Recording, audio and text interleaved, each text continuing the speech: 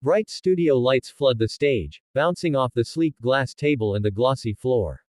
The Good Morning America logo glows faintly on the large screen behind them. The audience sits quietly in the shadows, waiting for the chemistry between two television giants to unfold.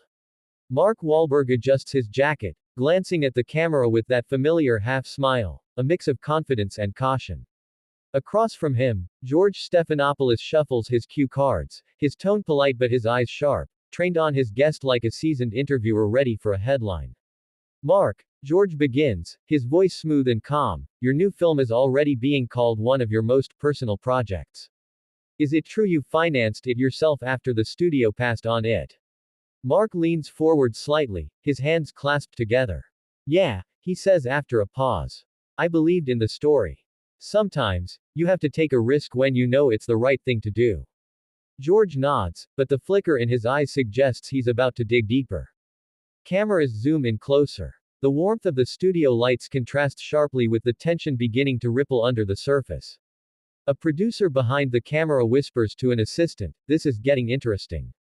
Mark adjusts his cufflinks, trying to stay composed. The air feels heavy, the silence between each question stretching just a little too long. George glances at his next card. There's talk that the studio didn't believe in your new direction, he says carefully. Do you think that has something to do with your growing reputation for being, well, difficult? Mark's jaw tightens. His polite smile fades just slightly.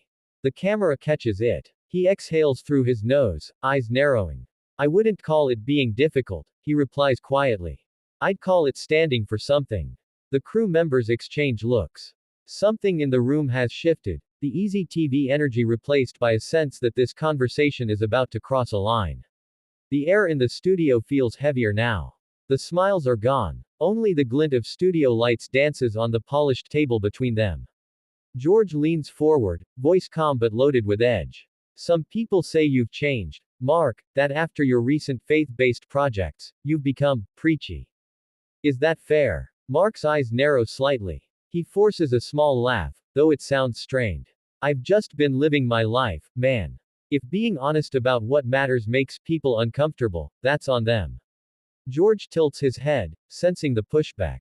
But you have to admit, you're not the same Hollywood guy you used to be. Mark straightens in his chair, gaze locked on George. The tension is visible now, like static between them. I'm not supposed to be, he says flatly. Growth isn't a crime. A camera operator clears his throat. The control room goes silent. Every lens is now pointed directly at Mark's face, the calm before the storm. The atmosphere in the studio tightens like a pulled string. No one moves, even the hum of the lights seems louder. George glances at his notes, pretending to stay composed, but his tone shifts, more probing, less friendly. Mark, our audience just wants clarity. There were rumors that you skipped parts of the press tour because of disagreements with the producers. Is that true? Mark's eyebrows lift slightly. His voice stays calm, but there's steel underneath. Rumors, he repeats slowly. That's what this is about. George offers a quick, practiced smile. Just doing my job. Mark's patience cracks. Your job, he says, leaning forward. Your job used to be journalism. Now it's pushing gossip to get clicks. A murmur ripples through the crew. The assistant producer freezes mid-step, unsure whether to cut to commercial. Mark shakes his head, his voice firm but steady. I came here to talk about hard work, about the story behind the film, not to defend myself against made-up drama. George opens his mouth to reply, but Mark cuts him off. Man, I've been doing this for decades.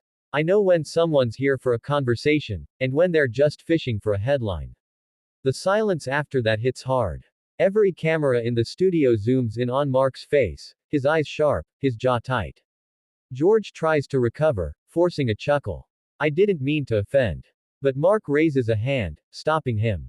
Then maybe stop trying. The audience behind the glass exhales collectively, sensing the shift from interview to confrontation. The studio has gone completely still. You could hear the faint buzz of the lights overhead, the quiet hum of the cameras. Mark's chair scrapes lightly against the floor as he stands, the sound sharp in the silence. Everyone, from the makeup artist in the corner to the control room producer, freezes. The director's voice crackles over the headset. Stay on him. Don't cut. Keep rolling. Mark adjusts his jacket, his expression unreadable now. Not angry, just done. He looks briefly toward George, who's still seated, trying to maintain a professional calm. Look, Mark, George says quickly, forcing a smile, I think we may have gotten off track.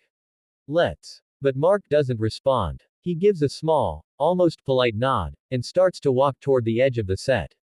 Every step echoes. The cameras follow. One of the stage assistants steps forward nervously, whispering, Mr. Wahlberg, we're still live. Mark pauses just for a second, glancing at the glowing red, on air, sign above the cameras. The audience behind the glass leans forward, phones in hand, some already recording. He mutters something under his breath, too low for the mic to catch, and continues walking. The energy in the room shifts from shock to disbelief.